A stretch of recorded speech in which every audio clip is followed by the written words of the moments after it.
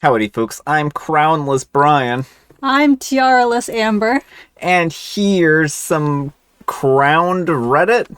Maybe, maybe not. And we also are going to be talking about the live stream at the end of the video. Bless Sorry. you. That's not part of the script, Amber. The script was clearly stated, no sneezing allowed. And stick around for the end of the video because we're going to talk about the live stream on Friday. Today? I think it's Oh, wait, only, no, tomorrow. Yeah, it's only Thursday Junior or Friday Junior today. Alright, folks, our first letter is titled, Am I a Jerk for Walking Off on My Boyfriend After an Expensive Date?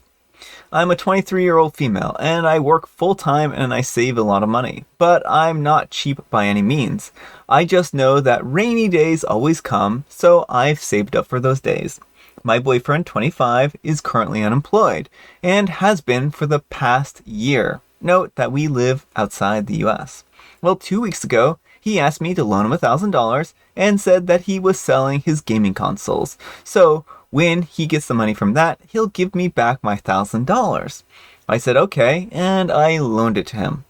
Well, on 3 different occasions, he said that he would give me the money back, and fast forward to last night, he sold the consoles for over $5,000 and told me that he was carrying me out on a date as a reward for assisting him when he needed it the most. He took me to a fancy Italian restaurant a few blocks down from my house. It's my favorite restaurant, and I frequent there a lot. We get there and we order. I had shrimp pasta and 2 mocktails. He ordered a steak with extra side of fries and a couple of alcoholic drinks. Anyways, the bill came up to $1,200. He paid the bill. On our way home, he held my hand and looked me in the eyes and thanked me for an amazing night out and an amazing meal. I said, I should be thanking you. You're the one who took me out, and laughed. He then looked confused and he said, well, technically, you took us out since you paid. If I wasn't confused before, I definitely was confused now, and I asked him what he meant, and he said, with $1,000. I just looked at him in confusion, and he said that he thought instead of giving me back the $1,000, he would use that money to take us on a date, and that he contributed as well, and he put down the extra $200. I pointed out that he didn't even tip the waiter. I never told him to use the money for a date for us, and if I knew that he was essentially going to be paying for it, I wouldn't have come. He said that I was a jerk for being ungrateful and for not appreciating the time and effort it took for him to plan out this date. I told him that all he did was use my money without my permission, when he should have just given it back to me like he promised and rewarded me with his own money. I also pointed out that I have taken him on lots of dates with my own money, so using my money in this way behind my back was shady. He got visibly upset and looked like he wanted to cry. I just walked away and got home on my own. I messaged him when I got home to let him know that I was home safely, and he said that he needed some space away from me because he can't trust me with financial issues, and he can't trust me not to walk off when things get rough. Now, I don't know what to do or if I'm in the wrong. Alright, folks, what do you think? Jerk or not the jerk? Not the jerk. This is no different from him, like, walking into your wallet, taking out $1,000, and then inviting you on a date. This was money that he borrowed from you that he was supposed to give back to you. He doesn't get to choose how you spend your money. Yeah, I think something was lost in translation because I'm pretty sure those aren't the real dollar amounts. Because $1,000, $5,000 for gaming consoles, I think they added an extra 0 to everything.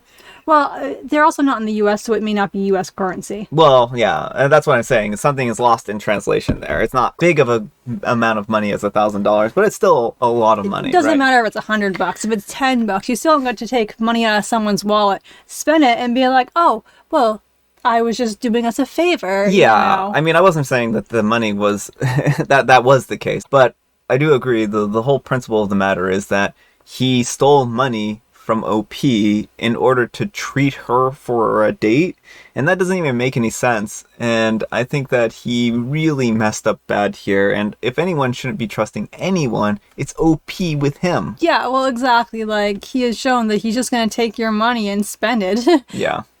So yeah, OP, I don't think that you're in the wrong here, and I think that you might reconsider this relationship. So anyhow, take care and good luck. Alright folks, our next letter is titled, Am I a Jerk for Canceling My Wife's Ticket?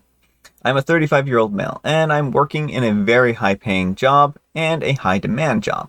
I usually tend to work an average of 60 hours a week, while my wife, 33-year-old female, is a teacher. As such, she has more free time than me, so we split the housework and domestic chores accordingly. Well, recently, I've been engaged in a very huge project at work that's time-consuming with all of my time and energy. So, I've been taking a back seat on the domestic duties. During these trying times, I really need my wife to step it up and support me, and she's doing a marvelous job. But she booked a flight back home through our joint account, which I contribute the bulk of the money to, because apparently her friend is going through something. When I told her that I can barely handle work as is, and I'm in no shape to take care of the kids and do household work, she didn't listen to me and just waved off my concerns. I found her nonchalant attitude rather disrespectful, so I canceled her flight. But now she's calling me controlling even though she booked it with my money. I was just doing what was best for the family, and in tough times, everyone needs to play their part, but she doesn't see it that way and is now giving me the silent treatment. Alright folks, what do you think? Jerk or not the jerk? Yeah, I mean, certainly partners need to communicate. There's no communication in this relationship, it sounds like. It's mostly OP making unilateral decisions, with occasionally his wife making unilateral decisions. Like, I'm wondering how much communication there was around the flight, because certainly she doesn't get to just like up and be like, oh, by the way, I'm peacing out. Based on what's written here, I'm going to say that OP is definitely a jerk for making unilateral decisions, deciding that his work is the priority and that his wife just has to suck it up and do all the housework and all the childcare while he does his stuff. Yeah, I think there are certainly difficult times and challenging times, and extraordinary situations call for extraordinary actions. And it sounds like it really, to me, I'm wondering what's up with the friend here. Yeah, that's my big question. I was about to say that, so that's a good point to bring up. And yeah, I mean, if it's like her family is, going through a hard time, as in like she just lost a spouse or a parent or something like that, and needs help caring for kids or something to that effect, then OP could have, his wife could have talked to him, and we're just missing out on those details. Yeah, well, exactly. Like, if there's like booked it back for a funeral or something, like the friend, and she's gonna stay with the friend a few extra days or something, like that's a very legitimate reason, and kind of usually you just tell your partner, I'm going to a funeral, and they then like would generally be accommodating. Like, it's kind of one of those things where it's generally agreed upon that like if someone is dealing with a major trauma, like you just let the partner go. Yeah, and I also think it's interesting how he says that his wife doesn't work as much as him, where teachers tend to be a pretty intensive time job. Yeah, there's so much that they do off the clock, and so like if he's only counting the hours she's in the classroom. But I also wanted to kind of touch on the whole joint money. The whole joint money thing is kind of odd that he's like, this is my money when it's a joint account. Yeah, that's a good point. I actually completely forgotten about that at this point in time, because yeah, it's a joint account. It's meant to be used by both of them. And again, usually with a joint account, you still want to run it by your partner, but yeah, I mean, it's just one of those things where it's supposed to be money that both people can use for expenses that come up.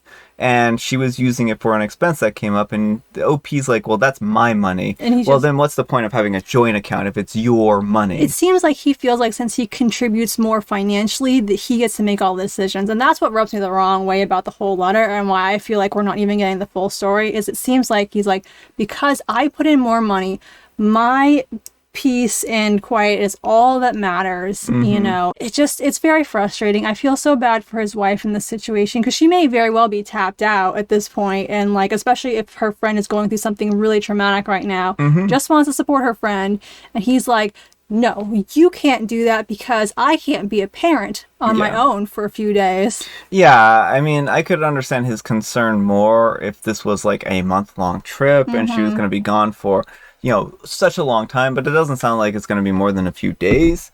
So I don't know. I mean, I think that there's a lot of details missing here that would really help to make a better, stronger judgment. All right, folks. So we've taken a second to look over the comments here, and there are some relevant comments here. Apparently, OP's wife is planning on being gone for about a month, and that is quite a bit of time. And her friend has a substance use problem. The way he describes it is it's spiraling very quickly, and her family wants her OP to try and help intervene. We've also read some of the other comments here, and OP's doesn't sound like a terribly charming individual. No, he basically has the attitude that it's my money because I make more of it. Her job isn't as valuable because mine is more intellectually taxing because I talk to people, as if working with children isn't, a valuable thing. And it's just very much your standard misogyny. And so, yeah, he just doesn't sound like a very nice person. Yeah, so No Yogurt Closet says, you are doing what was best for you, not your family, and it's not just your money, it's a joint account for you to share. So you're the jerk, and you do come across as controlling if you're going to be referring to it as your money. And OP replies, it is my money because she wouldn't have enough to afford the ticket based on her income and spending patterns. Well, and let's pause right there for a second. It always frustrates me when someone has a spouse who's doing the majority of the housework and childcare. If he was paying for those services, paying her for those services, she would probably have plenty of money to afford that ticket. But she's doing them for free because she's his partner. And so, the way he devalues all the labor that she's doing is just really disgusting. Yeah. And Cheerily Terrified says, but by your own admission, you can work as hard as you do because she's taking care of the house and the kids. You'd have to pay for a nanny and a housekeeper and a lot more than what you would give her. And OP replies, that's the silliest thing that I've ever heard. If they are earning this much money, then maybe they could hire a nanny for a little bit of time so that he can continue to work and she can visit her friend. I think a month long is quite a while to leave him. But also, if they're earning a lot of money, then he and she can work something out. There's just a lot of communication issues in this relationship, it sounds like. It does not sound like a healthy relationship at all. All right, folks, and our last letter is titled, Am I a Jerk for Secretly Giving Away My Wife and Daughter's Cat? It all started when my wife brought the cat into our house. I've never been a fan of pets, but my wife has always wanted a cat. So I agreed for her sake. Naturally, our daughter fell head over heels for the feline. They tried to train him for months, but the cat kept scratching my furniture, meowing at night, and urinating outside the litter box. I simply couldn't bear living with a cat like that anymore. That's when I decided to take action in secret. I ended up giving the cat away to a coworker who was looking for a pet. They both thought that the cat had run away and started a frantic search for him. My daughter wouldn't stop crying, and my wife was visibly upset. The anxiety and guilt of being discovered are consuming me entirely. I'm almost certain that this situation could jeopardize my marriage and destroy my relationship with my daughter if they were to find out that I was the one responsible. All right, folks, what do you think? Jerk or not the jerk? I mean, I think if you feel like this situation is going to blow up your marriage and destroy your relationship with your daughter, you might have the answer right there. Yeah, OP, you're definitely the jerk. I understand if you have concerns about the cat, talking to your partner about them, but you don't get to give away family members in secret. Yeah, I think that this is a pretty terrible situation in the respect that he didn't even communicate or talk to anybody. He just made a unilateral decision to let the cat run away. Well, and how heartbroken. They're not going to know what happened to the cat. I've had cats before and we've had them get outside. They were always indoor cats. Well, two of them were. And that feeling when you can't find your cat and you know that bad things happen when cats run away, they're not going to know if the cat is safe or dead, and that's going to weigh on them. Yeah. And so it's just such a, again, first of all, those are pretty normal behaviors for cats. There may be things you can do about it. You want to take them to the vet potentially. The other things, cats meow when they meow, and that's not really something you can necessarily train them out of. So again, if it's getting too annoying for you, you could talk to your partner about these issues, but you don't get to make unilateral decisions like that. Yeah, I mean, it sounds like this isn't that old of a cat. It's only been in the household for a couple of months, it sounds like, a few months. They aren't giving the cat enough of a chance in that respect, and I can certainly understand them not wanting the cat to disturb their sleep. I mean, that would be a really frustrating situation. But urinating on the floor and scratching the furniture and stuff like that, that's something that I think you can talk to your wife about and say, look, if the cat doesn't stop those behaviors, then we're going to have to figure something else about this because it's destroying our property. So it sounds like, again, you shouldn't make unilateral decisions in a relationship, and that's really what this one boils down to. Mm-hmm. All right, folks, it is tea time. Grab your beverages of choice. I've got a beverage of choice right here, and Amber's got a joke. I have no feet, no hands, no wings, but I climb the sky. What am I? You have no hands, no feet, and no wings, but you climb the sky. Oh, I would say that you're either a skyscraper or a ladder. Those are both good answers, but the answer is smoke. Smoke. Smoke has both hands and feet. I mean, have you ever seen smoke? It's almost like they look like blobs with hands and feet attached to them. That's smoke for you. I have never seen smoke like that before. I guess I haven't been seeing the real smoke. Yeah, you should see the real smoke. It's pretty horrifying. And I have Earl Grey. All right, folks, that's all the time we have for today. Thanks so much for watching. Happy Friday, Junior. Happy Friday, Junior. Thanks to Amber for joining me today. Thank you for having me. Amber, we need some kind of moral guidance. And please, say it like you're Batman, who's just discovered another tool on their utility belt. What's this? Divorce papers for OP in the third story. That would be a useful tool in many of these situations. The live stream is happening tomorrow, so we hope to see you then. Thanks so much for watching, and we will see you all tomorrow. Bye.